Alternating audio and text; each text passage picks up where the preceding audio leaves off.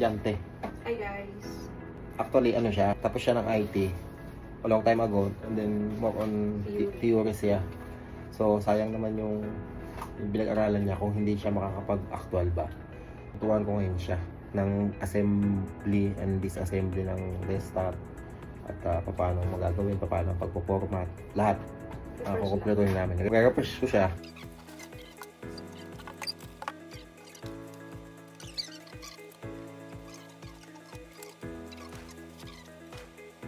Kahit ano lang, hand tight lang. Okay na yan, hand tight. Basta tama yung sa kabit. Power cable.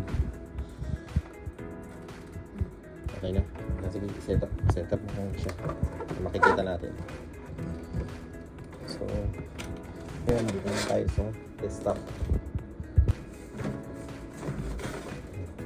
Ano mo, yan. So ngayon, ang gagawin natin dyan, paandarin mo natin. Kapit mo din yung power cable. Double check mo, may selector switch yan doon sa likod ng power supply. 220 tsaka 110. So dahil 110 yung standard ano dito supply, kailangan mo siyang ano dito sa 110. So paandarin mo namin yan bago niya baklasin. Yan. Bang!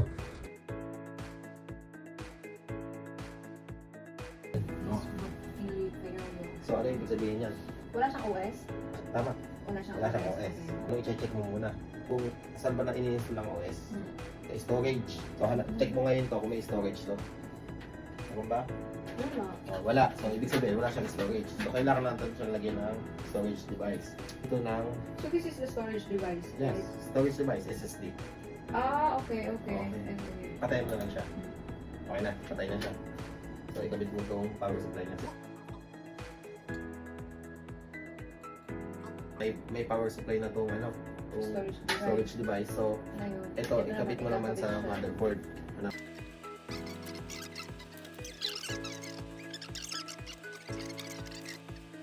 Mali ba sa SATA? SATA at saka ano, IDE. IDE. So ngayon, dapat magbubot yan. Failure. Ibig sabihin yan, hindi niya niread to. Okay, hindi niya niread to. So ngayon, kailangan nating i-detect yan sa BIOS setup. So, Control-Alt-Delete ka. Pinutin mo yung delete during open. Yeah, okay na. So tingnan mo, hanapin mo ngayon kung detected ba tong SSD niya. Ang nakalagay niya kanina, USB flash drive. Yan ang hinahanap niya ngayon. Kaya hindi niya binireview to. So kailangan ang i-read niya is itong hard disk. Basahin mo, first boot device. Dahil ang nakalagay niya kanina, USB. Asa na yung USB? Wala. Hindi wala naman tayo nakakapit. So ibig sabihin hard disk dapat. Hard disk boot priority. Enter. O sige, okay na yan. F10. F1. Hindi niya na-detect to, no?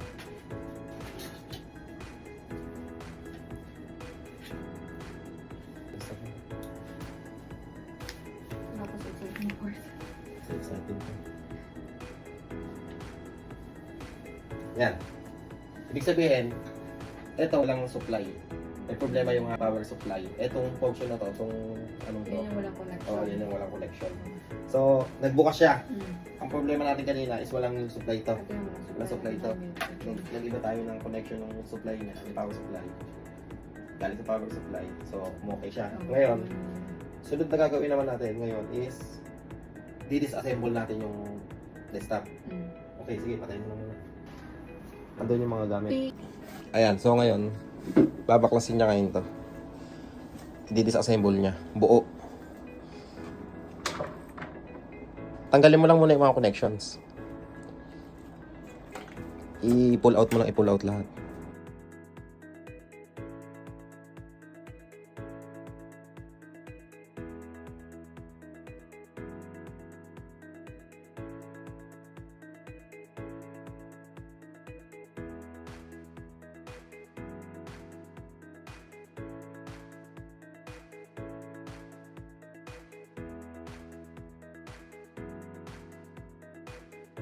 So ngayon, natanggal niya na yung ano, hindi lang nabibigyan. Pero ito yung heatsink niya with fan. So meron pa siyang, ito yung thermal paste. So ngayon, kailangan niya linisin. Meron pa bang ano.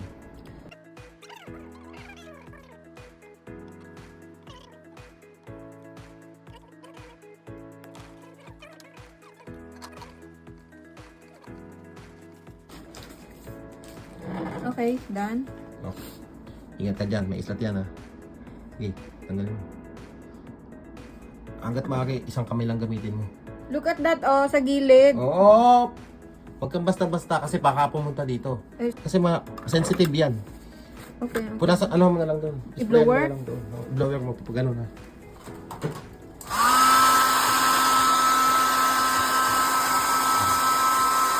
Okay yan, ha?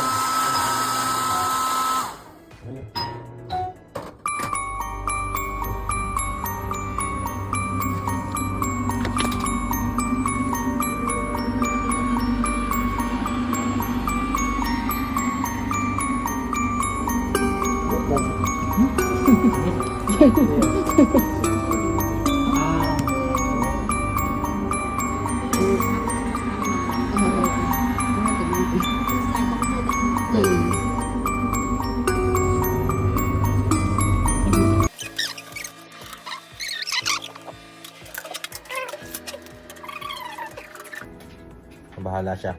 Binaklas niya, ikabit niya. Gumagana kanina yan. Tingnan natin kung gagana pagkatapos niyang i-assemble.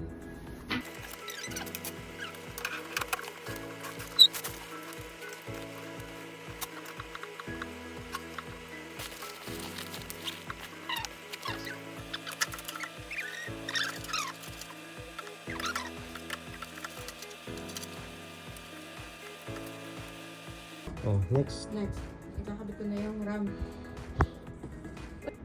Oh, mali yan. Usa yan pag ipupush mo sa pababa.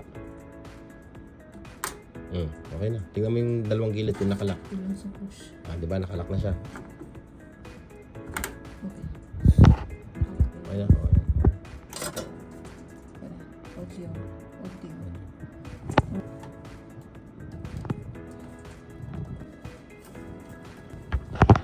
May mga tagit, may mga ano yan, label yan. Label. So ngayon, naandar na siya. Pero wala siyang load operating system, wala siyang install. Pero may SSD na. So, alamin mo muna kung detected ba to. Control Alt Delete. Delete. Install. Okay.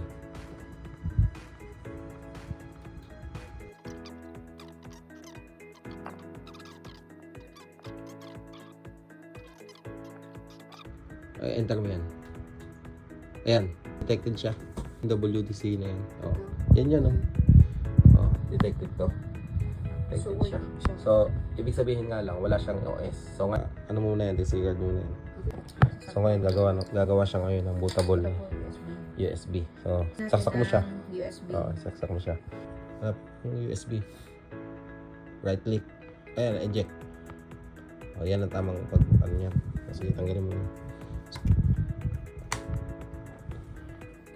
So, punta ko sa F. Delete. Double check mo yung ginawa natin dati. Kanina.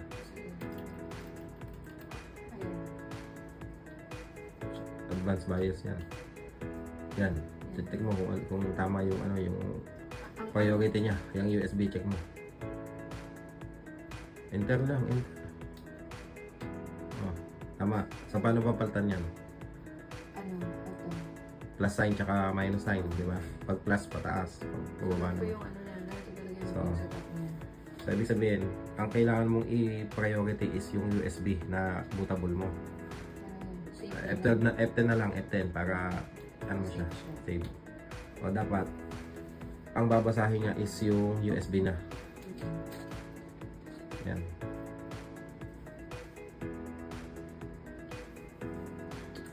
Yan. Babasahin niya. Yan. Binasa niya na yung USB mo. Ang ginawang bootable na Windows 10. Waiting mo lang. Formatting na ginagawa mo. Kaya mo lang siya.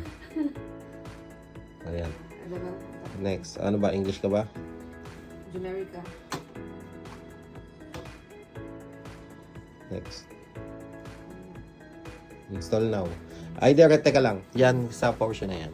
Bawa, yung Windows mo is may Windows ka naman. So gagamitin mo lang yung bootable mo o Windows 10 installer mo, kung gusto mong i-repair, kaya nga naman dito repair. So, tsaka na lang yan. So, dahil formatting tayo, format mo muna. Next. Okay. Setup is starting.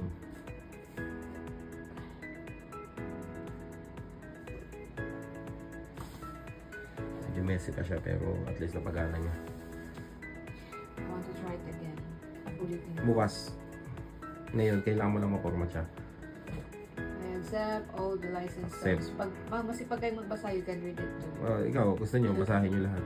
So, dahil, alimbawa, wait lang.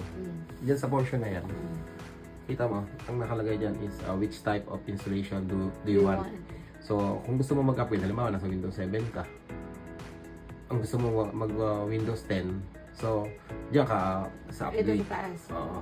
Para hindi mawala yung mga files mo. Mag-upgrade ka lang ng Windows. Pero dahil clean format ang gagawin mo, kailangan mo linisin lahat. Malinis lahat. So, clean format. So, diyan ka sa custom. Install Windows only. So, advanced ka. Diyan ka sa baba. Teka lang. Ngayon, may tinuro ako sa'yo kanina. Apo. Tinuro ako sa'yo kaninang this part. Mm-mm. Yung, gagamitin, yun ang gamitin mong pang-format. Tama. So, Shift F10 ka. Shift F10. Oh. Ngayon, this part ka ngayon. Sige, sabi ko lang sa'yo. This part. Ganda. Ba't may ano, di ba wala namang space yon? Ba't may lagyan mo space?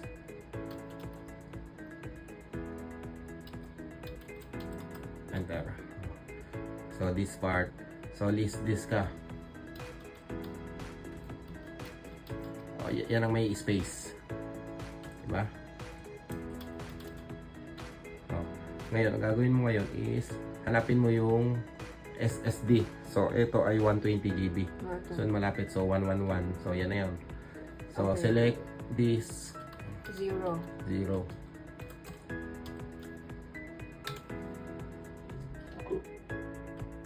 Wala ka kasi nilagay na disk. Na-shortcut ka eh.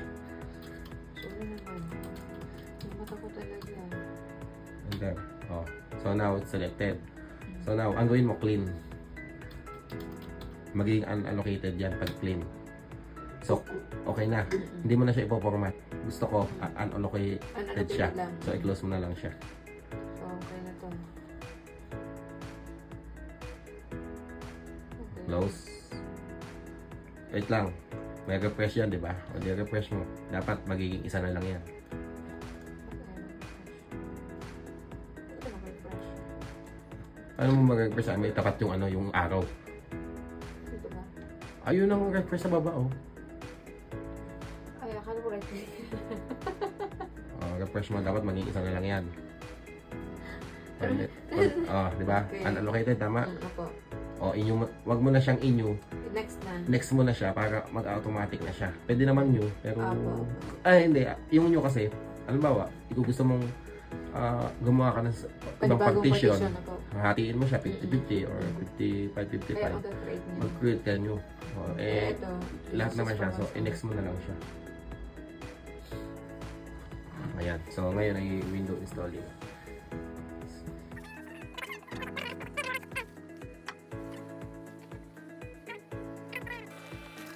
Ayos na. After 20 years, I made it.